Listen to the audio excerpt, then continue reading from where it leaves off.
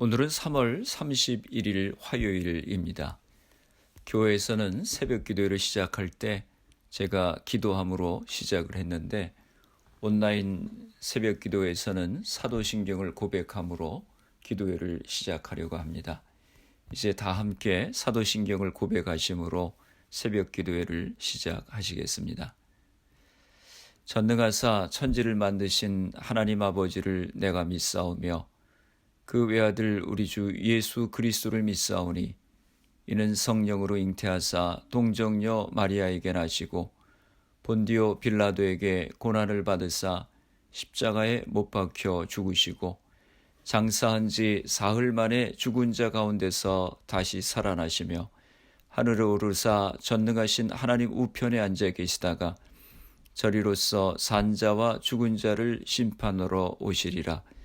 성령을 믿사오며 거룩한 공회와 성도가 서로 교통하는 것과 죄를 사하여 주시는 것과 몸이 다시 사는 것과 영원히 사는 것을 믿사옵나이다. 아멘. 오늘 성경 말씀은 신명기 3장 23절에서 29절까지 말씀입니다. 함께 교독하시겠습니다. 그때 내가 여호와께 간구하기를 주 여호와여 주께서 주의 크심과 주의 권능을 주의 종에게 나타내시기를 시작하셨사오니 천지간에 어떤 신이 능히 주께서 행하신 일 곧 주의 큰 능력으로 행하신 일 같이 행할 수 있으리이까.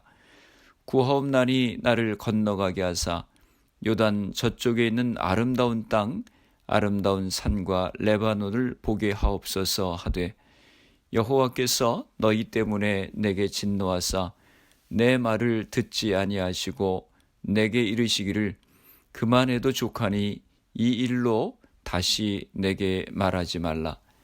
너는 비스가 산 꼭대기에 올라가서 눈을 들어 동서남북을 바라고 내 눈으로 그 땅을 바라보라. 너는 이 요단을 건너지 못할 것임이니라.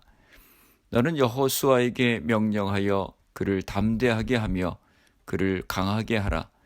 그는 이 백성을 거느리고 건너가서 내가 볼 땅을 그들이 기업으로 얻게 하리라 하셨느니라. 그때에 우리가 벳부올 맞은편 골짜기에 거주하였느니라. 아멘. 여러분 모두 평안하셨지요? 오늘 하루도 말씀으로 시작하고 주님과 동행하시는 복된 하루가 되시기를 축복합니다. 사순절을 지키고 있습니다. 오늘부터 시작되는 온라인 새벽 기도회에 여러분들이 가정에서 매일같이 참석하셔서 말씀과 기도로 사순절을 경건하게 보내시기 바랍니다. 신명기는 모세오경 중에 마지막 책입니다. 가나안 입성 직전 모압 평지에서 모세가 행한 3편의 설교를 중심으로 구성된 율법 교육서입니다. 즉 시내산 언약의 주역들인 9세대가 그들의 죄악으로 말미암아 멸망된 이후 율법에 익숙치 않은 신세대가 가나안의 주역으로 등장함에 따라서 율법 재교육의 필요성이 대두되었습니다. 이에 모세는 과거에 주어졌던 출애굽기, 레위기, 민수기 율법들을 반복, 적용, 확장시켜서 교육함으로써 가나안 신세대로 하여금 약속의 땅을 차지할 만한 성숙한 선민으로 자라갈 수 있게 했습니다. 덧붙여 모세는 불순종으로 인한 9세대의 몰락을 거듭 강조함으로써 선민 이스라엘에게 있어서 무엇보다 하나님을 순종하는 것이 가장 근원적인 본분이요 나아가 복된 생활을 누릴 수 있는 유일한 관건임을 거듭 역설하고 있습니다. 그런 점에서 신명기는 하나님의 백성이 갖추어야 할 기본 도리를 설명한 생활 지침서이자 어떻게 하면 참된 복을 얻어 누릴 수 있는가를 가르쳐주는 축복의 안내서라고 할 수 있습니다. 오늘 우리가 읽은 본문 말씀은 모세의 기도입니다. 23절에 이렇게 말씀합니다. 그때에 내가 여호와께 간구하기를.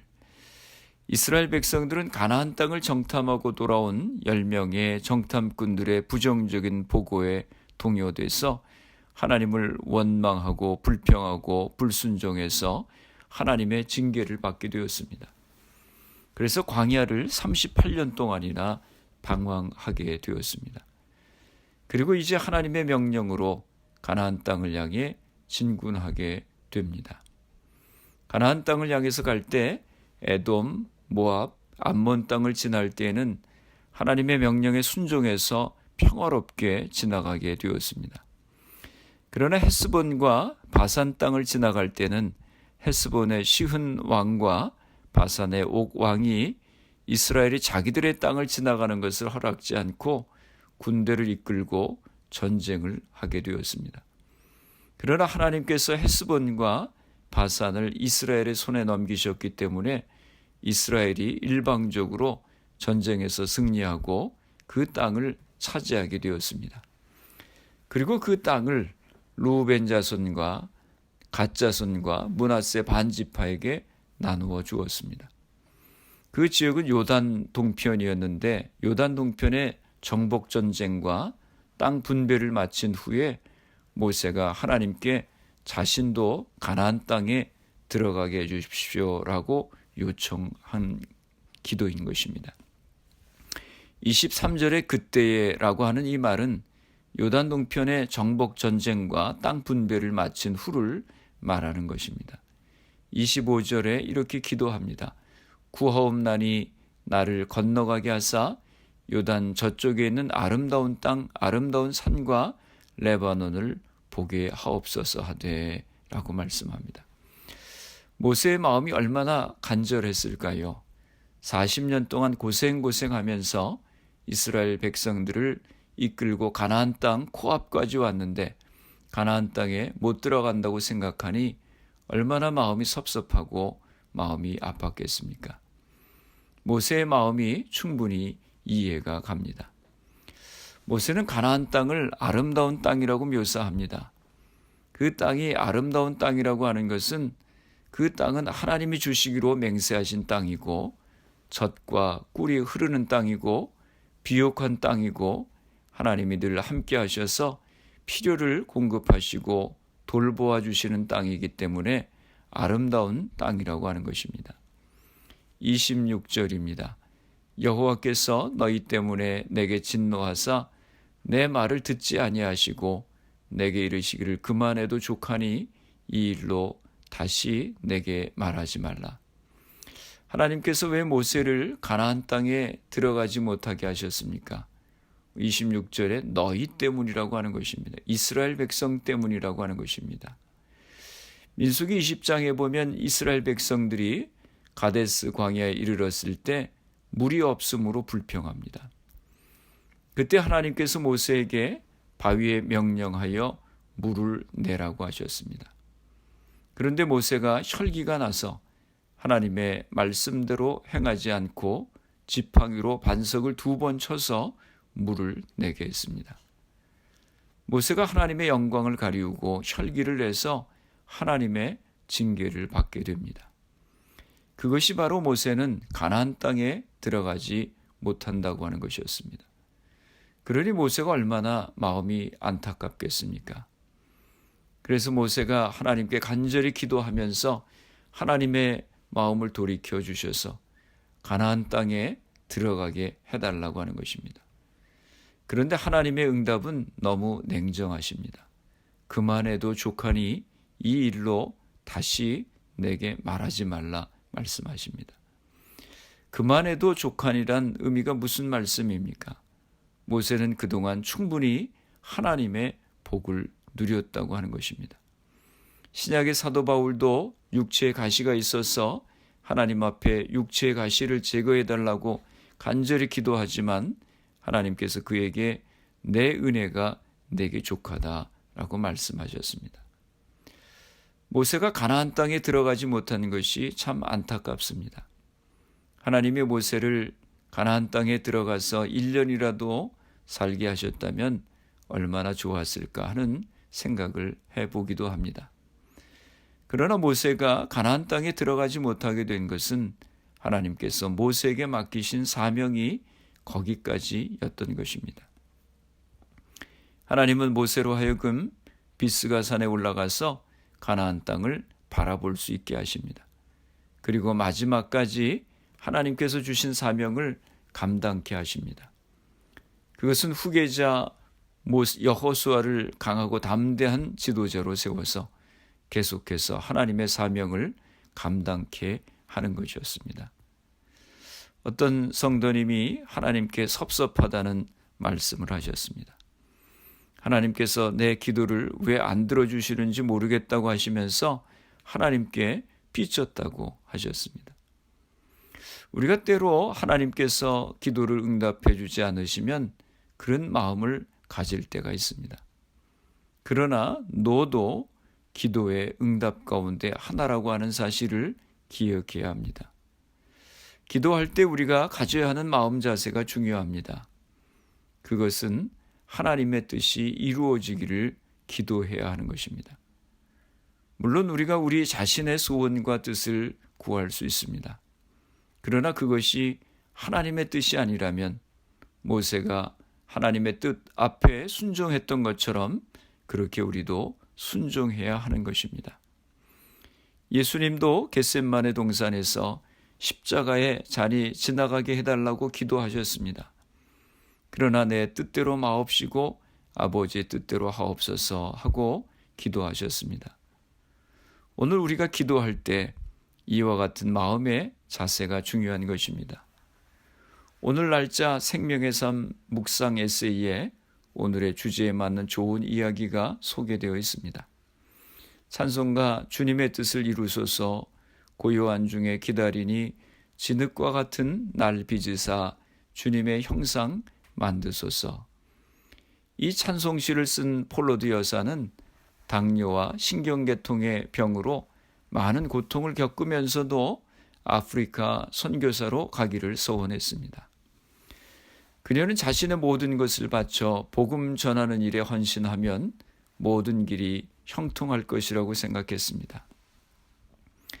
하지만 생각과 달리 그녀의 길은 열리지 않았고 아프리카 선교 모금도 중단되고 말았습니다. 그녀는 하나님이 왜 자신의 간구를 듣지 않으시는지, 과연 자신의 기도를 듣기는 하시는지 원망이 되어 마음이 복잡했습니다. 그러던 어느 날 기도회에 참석했다가 어느 할머니가 주님, 삶 가운데 어떤 일이 일어나도 좋사오니 주님의 뜻과 섭리만이 이루어지게 하옵소서라고 기도하는 것을 듣게 되었습니다. 폴로드 여사는 하나님의 일을 하면서 자기 뜻대로 하려 한 것을 회개하고 집에 돌아와 예레미야서를 읽다가 토기장이가 진흙으로 자기 의견에 좋은 그릇을 만든다는 말씀을 읽고 감동을 받아서 밤을 새워서 이 찬송시를 지었다고 하는 것입니다. 인생 여정에서 이해할 수 없는 일을 만날 때마다 하나님의 주권을 인정하시기 바랍니다.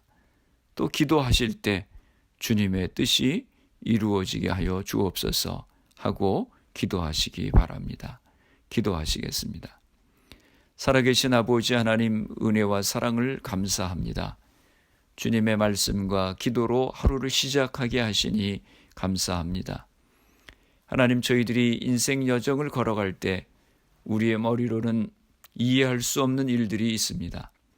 저희들에게 믿음을 허락하여 주셔서 하나님을 온전히 신뢰하게 하시고 주님의 뜻을 구할 수 있는 저희들이 되게 하여 주시옵소서.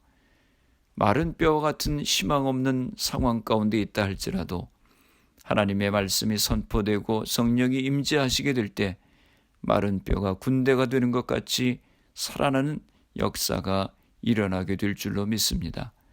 저희들을 말씀과 성령으로 충만케 하여 주시옵소서. 코로나 바이러스로 인해서 많은 사람들이 어려움 가운데 있습니다. 하나님, 우리 성도님들 가정을 지켜주시고 건강을 지켜주시옵소서.